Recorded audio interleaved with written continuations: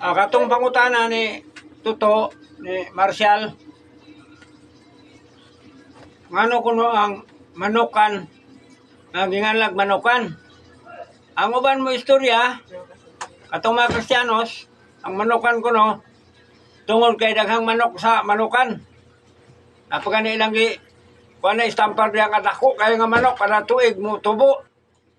Pero tinuod dili, manok ang hinungdan ana, kanang manukan. Doon ay tao nga magsuon, siya po manglang o siya po manukon. Siya po manglang diri gaabri og yuta sa siyukon. Sa atong panahon na magsuon sila. Onya, si kuha nangita po yuta, nga mayong yuta, si apo manukon.